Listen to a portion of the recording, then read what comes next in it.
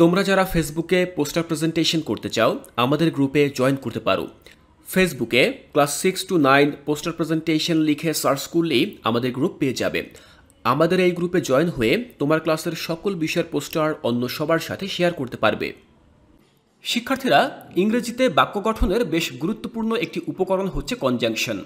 এই কনজাংশন আমরা বিভিন্ন বাক্য জোড়া লাগানোর ক্ষেত্রে ব্যবহার করতে পারি, আবার অনেক সময় একাধিক শব্দ যুক্ত করার ক্ষেত্রে আমরা এই কনজাংশন ব্যবহার করে থাকি। তো দেখো 8.5 আমাদেরকে বলা হয়েছে read the following note and discuss in pairs groups. অর্থাৎ এই যে নিচে নোটটি দেওয়া রয়েছে এই নোটটি আমাদেরকে এখন পড়তে হবে এবং নিজেদের মধ্যে আলোচনা করতে হবে। শিক্ষার্থীরা, আমি এই নোটটি তোমাদেরকে খুব সহজভাবে বুঝিয়ে দিচ্ছি। দেখো বলা হয়েছে the words like and, but and or are connecting words, group of words or short sentences. দেখো এখানে বলা হয়েছে the words like and, but and or are connecting words, group of words or short sentences. মানে এখানে কিছু শব্দ দেওয়া রয়েছে যেমন অ্যান্ড, বাট, অর। এই যে তিনটি শব্দ দেওয়া রয়েছে এই শব্দগুলোর কাজ কি? এগুলোর কাজ হচ্ছে connecting words, group of words or short sentences. এগুলো সাধারণত বিভিন্ন শব্দের মধ্যে সংযোগ সৃষ্টি করে, শব্দগুচ্ছের মধ্যে সংযোগ সৃষ্টি করে, পাশাপাশি ছোট ছোট বাক্যের মধ্যেও সংযোগ সৃষ্টি করে। অর্থাৎ এই যে শব্দগুলো আমি তোমাদেরকে বললাম অ্যান্ড, বাট এবং অর, এই শব্দগুলো কি কি করে বলতো? শব্দের মধ্যে সংযোগ সৃষ্টি করে, শব্দগুচ্ছের মধ্যে সংযোগ সৃষ্টি করে, পাশাপাশি বিভিন্ন ছোট ছোট বাক্যের মধ্যেও সংযোগ সৃষ্টি করে। দে আর কল্ড কনজাংশনস। এগুলোকে বলা হয় কনজাংশনস। তাহলে আমরা পেলাম কি? এই যে অ্যান্ড, বাট, অর, ইংরেজির ভাষায় এই শব্দগুলোকে বলা হয় কনজাংশন।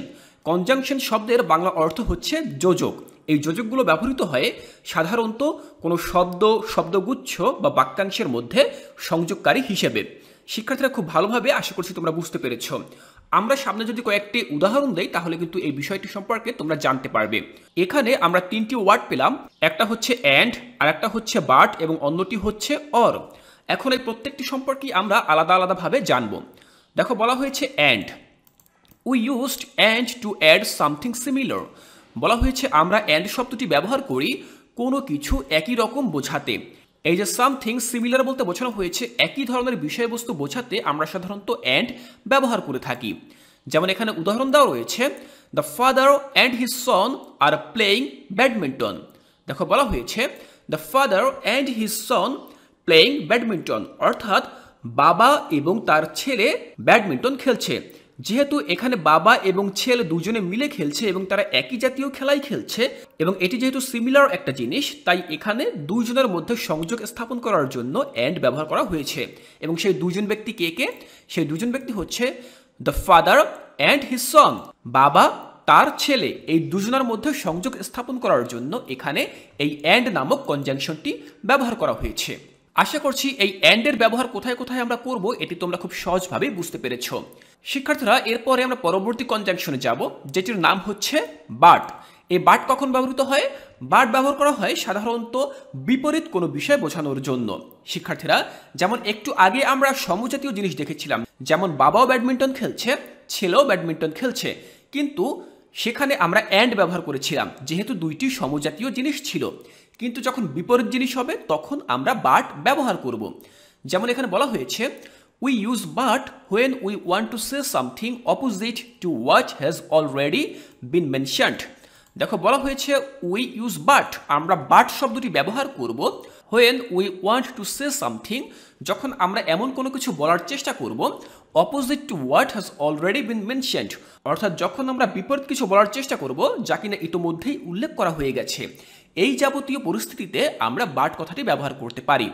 যেমন এখানে উদাহরণ হিসেবে দেওয়া রয়েছে আই লাইক ক্রিকেট, আমি ক্রিকেট পছন্দ করি, but I don't like tennis, কিন্তু আমি টেনিস পছন্দ করি না। তাহলে আমরা বুঝে নিলাম যে ওই ব্যক্তি তিনি ক্রিকেট পছন্দ করছেন কিন্তু তিনি টেনিস পছন্দ করছেন না। যেহেতু ক্রিকেট এবং টেনিস দুইটি হচ্ছে একটির থেকে অন্যটি বিপরীত এবং অপোজিট, তাই আমরা এর মাঝখানে সংযোগ স্থাপনের জন্য দেখো এখানে আমরা বাট শব্দটি ব্যবহার করেছি। শিক্ষার্থীরা, আবার বোঝার চেষ্টা করো, যখন কোনো কিছু বর্ণনা করা থাকবে এবং সেটির কোনো অপোজিট বা বিপরীত অর্থ আমরা বলার চেষ্টা করব তখন কিন্তু সংযোগকারী হিসেবে সেখানে আমরা বাট কনজাংশনটি নিয়ে আসব। তাহলে আমরা বুঝে নিলাম যে বাট কোথায় বসবে। বাট শব্দের অর্থ হচ্ছে কিন্তু। যদি আমরা এখানে আরও কিছু উদাহরণ দেই, আমরা বলতে পারি যে আমি চা পছন্দ করি কিন্তু কফি পছন্দ করি না। তাহলে এই যে আমি বললাম I like tea but not coffee, তাহলে এখানে কিন্তু আমি কি করলাম, প্রথম বাক্যটির সাথে দ্বিতীয় বাক্যটি কিন্তু অপোজিট মিনিং করলাম বা বিপরীত অর্থ দাঁড় করালাম। এর জন্যই কিন্তু আমরা এখানে বাট শব্দটি ব্যবহার করেছি। শিক্ষার্থীরা, আশা করছি আমি তোমাদেরকে বোঝাতে পেরেছি যে এই বাট শব্দটি কোন জায়গায় ব্যবহার করব।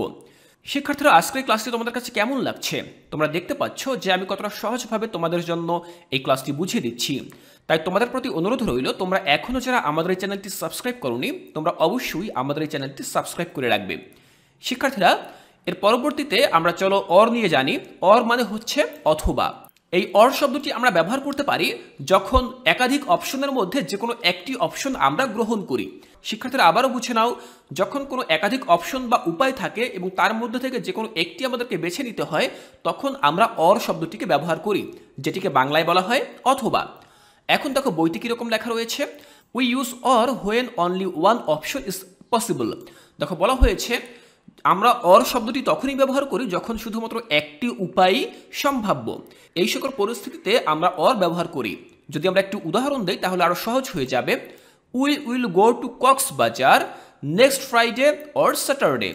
দেখো বলা হয়েছে we will go to Cox's Bazar next Friday or Saturday.